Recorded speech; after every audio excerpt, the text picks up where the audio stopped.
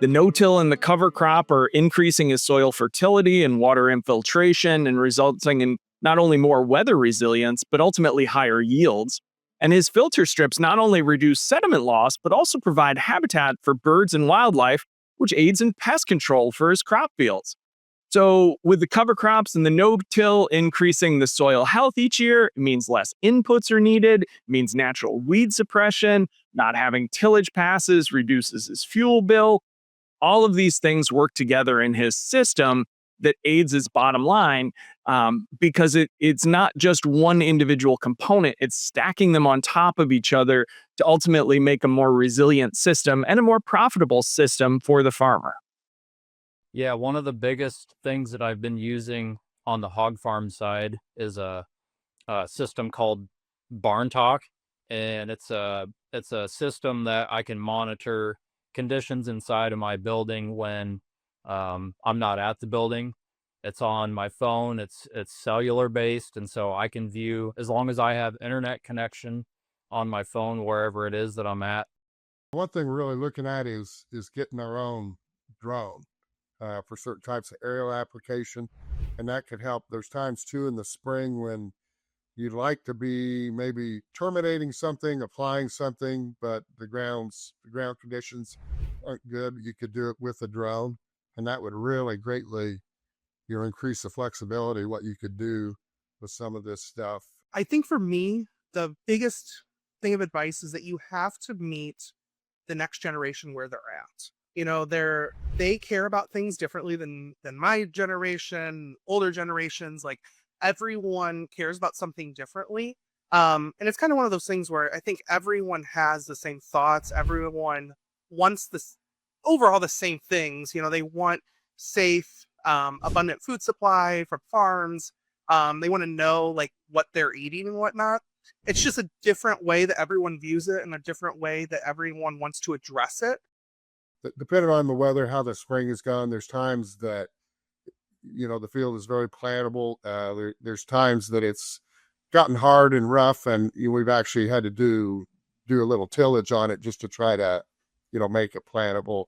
You learn different things about as far as terminating the crops. We've tended to let stuff go until we terminate the day before we're going to plant. The crop monitor was developed in order for people all over the world, including us in the United States, would have a place they could go in and quickly assess the conditions of crops, the potential yields that there may be, impacts of whether it's a conflict in Ukraine, or a cyclone in Malawi, or a drought or flood in the United States. They could get an assessment of what the potential impact is.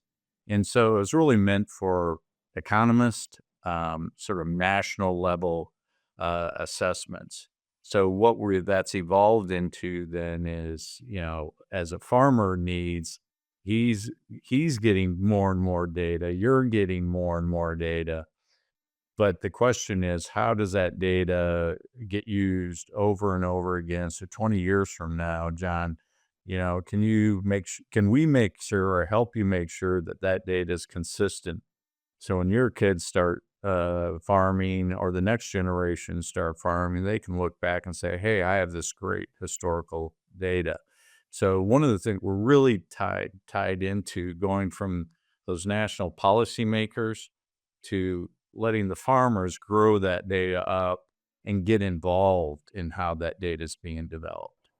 The intention is for the Cool Farm tool to be provided free for farmers. We don't want the cost of it to be a barrier for farmers having access. And that's typically done through our membership. So by the food companies becoming members, they can then make it available to farmers. So any farmer can register for the Cool Farm tool and sign up and use it. They get 5 free assessments just to kind of see if they like it, the look and feel of it. And then if they're supplying to one of our members, then our members have what's called a group code.